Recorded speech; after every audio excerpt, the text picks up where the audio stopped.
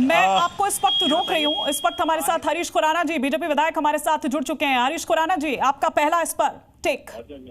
देखिए, आज जो उम्र कैद की सजा हुई है, कानून ने अपना काम किया है और अंकित शर्मा जो व्यक्ति को मारा गया, इस आईबी अफसर को मारा गया, उसको आज न्याय मिला है। लेकिन सवाल आज ये उठता है कि जो लोग एक सिंपैथी कार्ड खेलने की कोशिश कर रहे थे उस वक्त भी, चाहे अरविंद केजरीवाल हो, चाहे संजय सिंह हो, चाहे तमाम कांग्रेस के नेताओं की, वो एक जाति देख के, धर्म देख के इस तरह की बातें कर रहे थे, आज वो क्या देश से माफी मांगेंगे?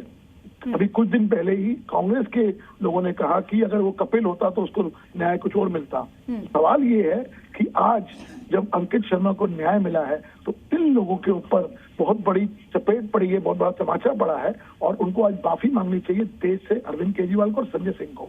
ये वही व्यक्ति है जिसको संरक्षण प्राप्त था अरविंद केजरीवाल का, ये वही व्यक्ति है जिसको संरक्षण प्राप्त था संजय सिंह का। इसलिए मेरा मानना ये है, अंकित शर्मा को तो आज न्याय मिला है, लेकिन इन लोगों को आज देश से माफी मांगनी चाहिए। तो हरीश खुराना जी, आपको लगता है कि जिस तरह की राजनीति इस पर चलती रही, जिस तरह के आरोप प्रत्यारोप रहे, वो राजनीतिक आरोप प्रत्यारोप से ज्यादा अब आज न्यायिक निष्कर्षों पर चर्चा होनी चाहिए, उन पर ज्यादा अधिक चर्चा की जानी चाहिए?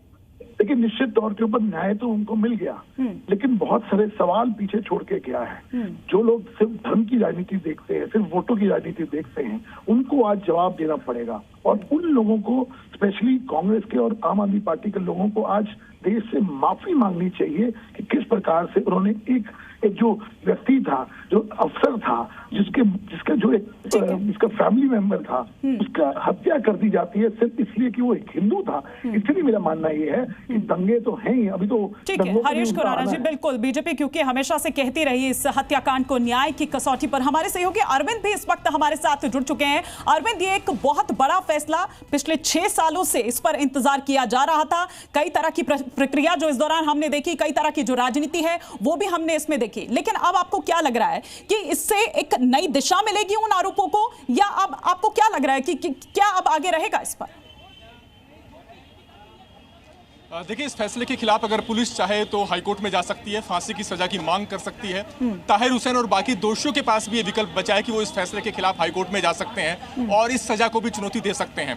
एडिशनल सेशन जज प्रवीण सिंह ने जो आदेश पढ़ा है उसमें उन्होंने कहा है कि इसमें कोई संदेह नहीं कि हत्या बेहद क्रूर थी, बेहद बर्बर थी और इस घटना को देख करके हमें घृणा और दुख होता है। लेकिन इसके बावजूद उन्होंने कहा कि इस मामले में ऐसा नहीं कहा जा सकता कि दोषियों के सुधार होने की संभावना नहीं है और ऐसा नहीं कहा जा सकता कि अपराधियों में सुधार नहीं हो सकता। यही वजह है कि कोर्ट ने मर्डर के केस में जो न्यूनतम सजा हो सकती थी, उम्र कैद की सजा, वो लेकिन जो जांच अधिकारी थे, पुलिस अधिकारी थे, उनकी तरफ से ये कहा गया था कि रेयरेस्ट ऑफ रेयर इसे माना जाए। क्यों नहीं कोर्ट को ये रेयरेस्ट ऑफ रेयर केस लगा? क्या वो मानक होते हैं, क्या वो पैरामीटर्स होते हैं? अरविंद, हम चाहेंगे कि हमारे दर्शकों को आप ये भी बताएं। देखिए, किसी मामले में फांसी की सजा दी जाए या नहीं दी जाए, ये इस बात पर डिपेंड करता है कि कोर्ट उसे रेयरेस्ट ऑफ रेयर की कैटेगरी में मानता है नहीं मानता, ये इस बात पर निर्भर करता है और इसमें मिटिगेटिंग सर्कमस्टांसेस बहुत महत्व रखते हैं। जैसे क्या आरोपियों के सुधार की कोई संभावना है या नहीं, कोर्ट ये भी तय करता है। अगर किसी आरोपी का बहुत पुराना क्रिमिनल इतिहास रहा हो और उसका रहना ही समाज के लिए खतरनाक साबित हो, ऐसे सूरत में कोर्ट उसे रेयरेस्ट ऑफ रेयर की कैटेगरी में मानते हुए फांसी की सजा मुकर्रर करता है।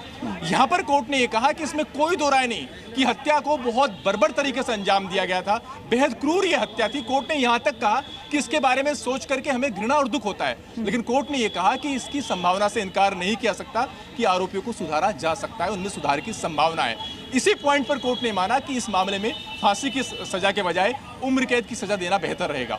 लेकिन ये कानूनी लड़ाई यहीं पर ही खत्म नहीं हो रही है।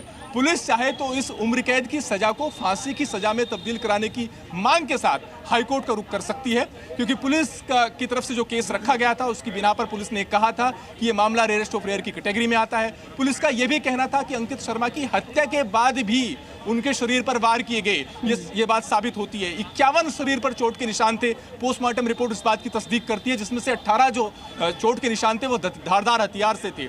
तो जिस जघन्यता के साथ, इस क्रूरता तरीके से इस हत्याकांड को अंजाम दिया गया था, पुलिस की ये मांग थी जब सजा पर जीरे चल रही थी कि इस मामले में रेयरेस्ट ऑफ रेयर की कैटेगरी मानते फांसी की सजा होनी चाहिए। लेकिन कोर्ट ने इसे क्रूर तो माना, ये भी माना कि बेहद बर्बरता के साथ अंजाम दिया गया, लेकिन कोर्ट ने कहा कि आरोपी के सुधार की संभावना है, लिहाजा हम उम्र कैद की सजा मुकर्रर कर रहे हैं 5 दोषियों को।